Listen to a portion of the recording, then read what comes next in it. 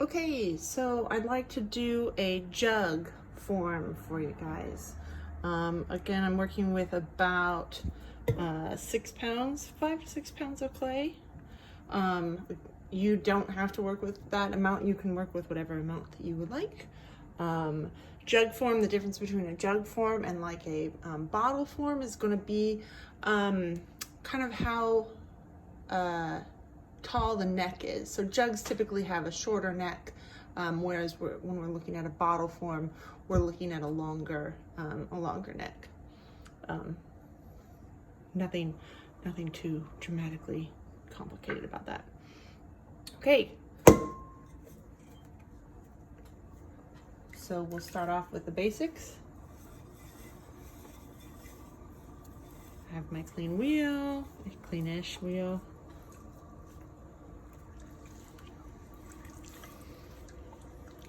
I'm gonna get this centered, seal the base, thumbs over the top,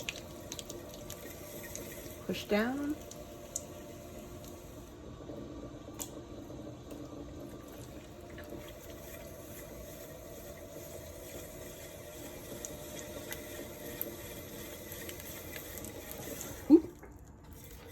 All right, not enough downward pressure, guys. I gotta get back in the like groove thing. Also, all of my clay got really hard in the move. So maybe we'll just try this over again.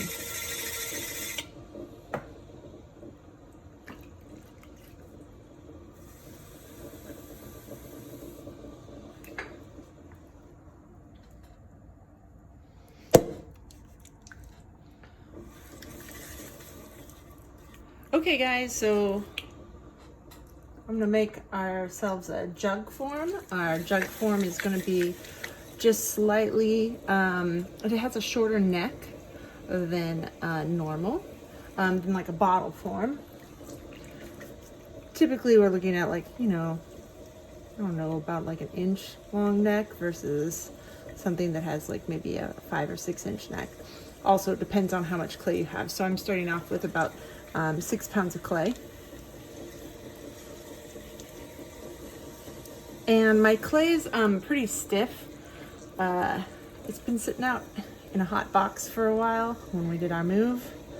So now the fun part is getting it reacclimated. So I'm gonna wedge it on the wheel. So I'm gonna cone the clay up and down about 2 or 3 times. And what I need to do to cone it is I'm gonna use the heel of my hand and the tips of my fingers over on this side. So I have 6 o'clock and 12 o'clock. So I'm pulling at that 12 o'clock point and I'm pushing at that 6 o'clock point. And you can see that it makes the amount of clay go up. So I don't have to lift my hands up. It just automatically goes up just by squeezing it. Okay, then I'm gonna bring this back down again. I'm keeping my hands together, my thumbs over the top. I'm gonna push down and push it kind of at an angle. And that also helps wedge that clay. And it's gonna let me get a little bit more water into the clay. So again, I don't have to lift my hands up. I am bringing my hands up just because I wanted to follow that clay up, but that's my hand, upward motion of my hands is not what is actually bringing the clay up. Okay, and then maybe one more time.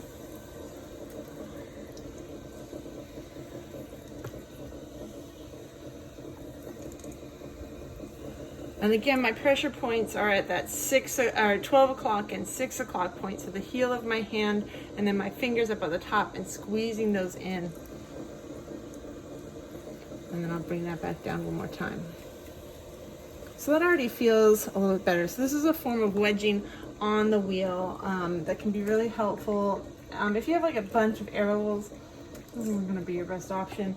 But if you have maybe so let's say you're new to wedging and you're still getting a couple of air bubbles into your wedging cycle, like this can be helpful. Also, if your clay isn't quite consistent, so my clay is kind of hard on the outside and was soft on the inside, I did kind of like beat it up a little bit beforehand just by slapping it down onto the floor a couple of times just to soften it. But this is gonna allow me to get a little bit more water back into it. Now you do it too much and then you take out all of the good stuff. So see how I'm getting like a lot of slip on my hands now? That's not a horrible thing, but at the same time, I don't want to do this so much that I end up with this being all gritty and all of my good stuff, all of my fine slip, just showing up in my splash pan or on my hands. So I don't want to do it too much.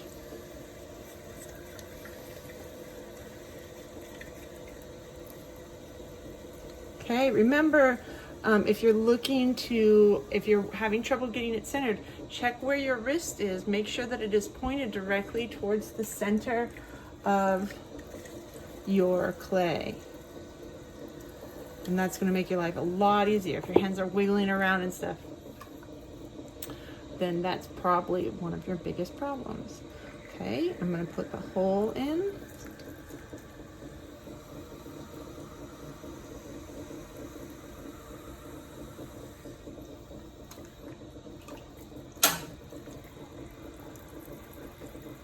And pull that back.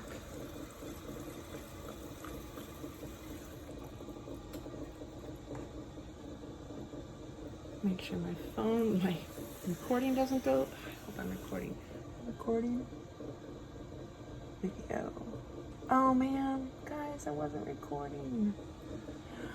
Oh, I only have my video from the top, I guess.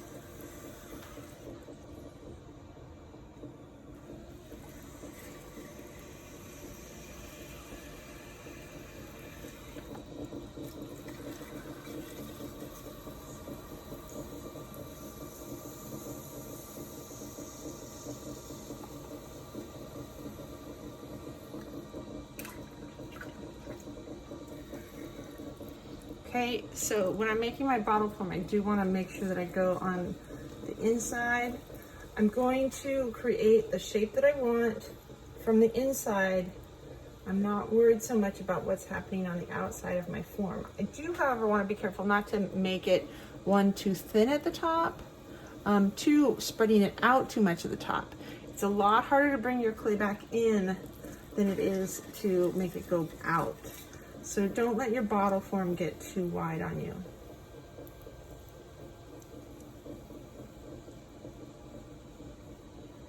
So like I said, I'm gonna make a jug. So my jug, I like to do a jug that has like kind of a straight up and down sort of cylinder base. If I'm going more traditional jug.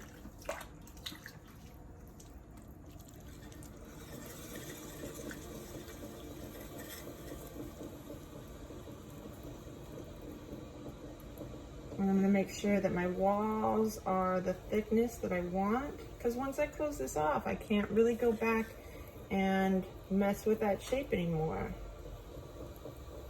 I am trying to feel on the inside to make sure that that is exactly the shape that I want, that I have that, because I do want it to go, I want it to be kind of sort of a square shape down at the bottom.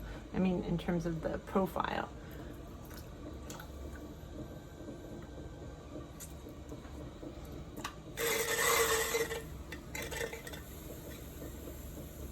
When you want a straight edge, use a flat edge rib to press your clay up against. But also I'm feeling on the inside to make sure that that also feels even as well, which it does, it feels good.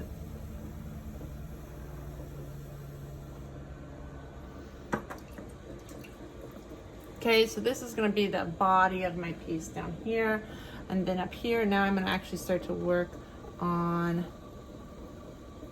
my jug bit, the neck. So the difference between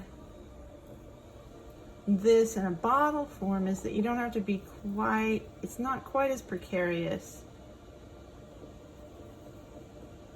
So I'm lifting my walls and thinning those out. So I'm gonna, oh, and then before, guys, don't forget to take the water and all of your goop out from the inside before you narrow that opening. You will regret that.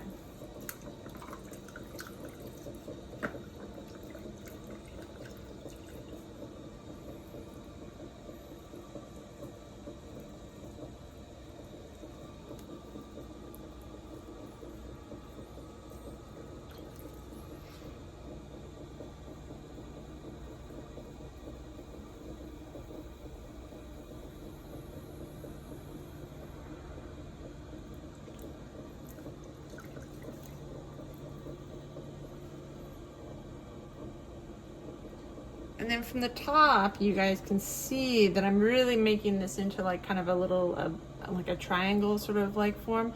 So the places that my hands are hitting as I'm bringing up, so I use my fingers to kind of help guide that clay in. And this is actually a lot taller than I really need it to be, so I'll probably be cutting some of that off, but it's much better to have more than what you need than too little. So you can't add clay on, but you can definitely take clay off.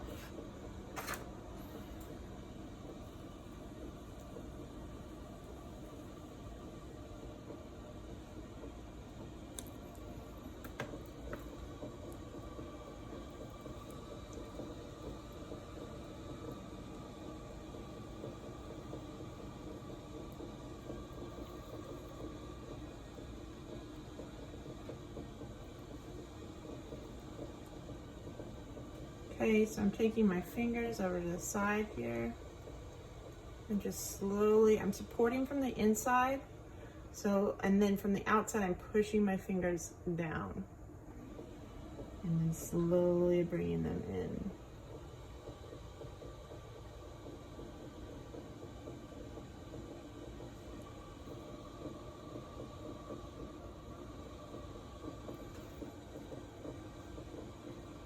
And then in terms of the shape that you make, guys, you can do whatever you want.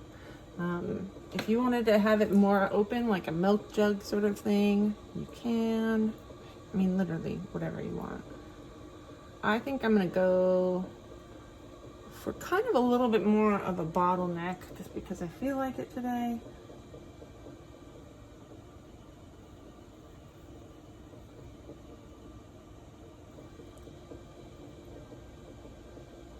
So I'm going to continue to bring it in. Now the thing that's the area that you have the most questionable part is going to be right around here, because this part is starting to go in horizontally, and clay doesn't like to go in horizontally, it'll collapse. So I do want to be really careful about how much water is sitting there, and also about how much pressure that I'm putting down on that. I almost always try to have a little bit of an uplift to it,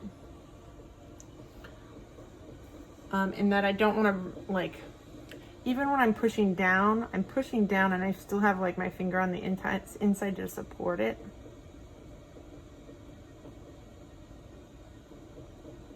I'm gonna thin out that wall again.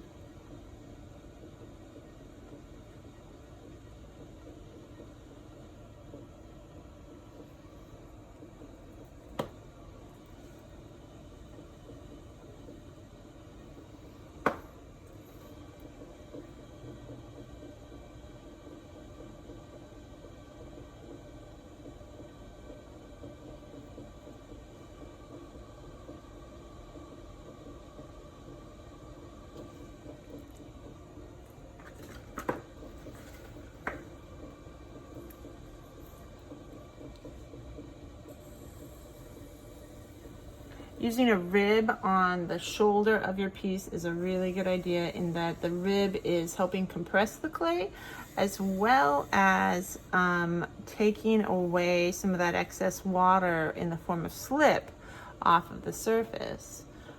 So that can really help to stabilize that edge or that shoulder.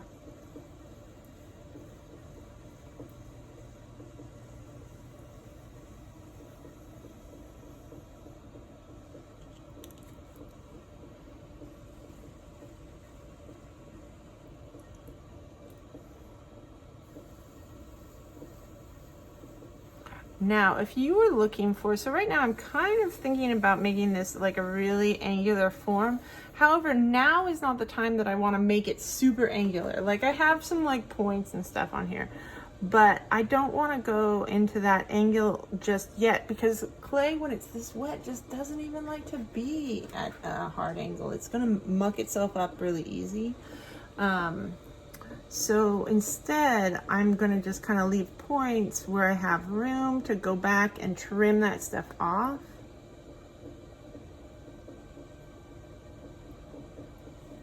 Instead of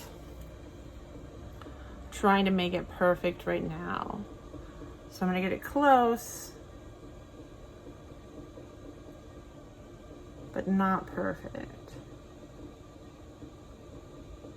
If you're looking for really clean precision edges, that is much easier to do when your clay is leather hard at like a trimming stage than it is to do when your clay is wet.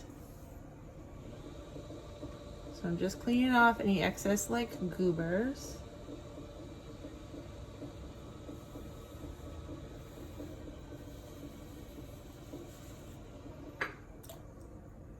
And I will undercut this. Nice and tight. Pull towards me. Add a little bit of water for some slide. And just hydroplane this off of the wheel. And if it doesn't move that first time you undercut it, you can always do it again. Give it a little push and twist. It shouldn't be a hard thing for you to move. Okay, and I don't want to touch all over the surface of this. I just want to touch the bottom because that's what I'm going to fix later. I don't want to have to like trim everything. I'll probably go over the surface a little bit and sharpen up this edge and maybe even sharpen up this little like corner. Make sure that my neck is really like clean and straight. Just because that's what I want it to look like, not because that's what you need to do.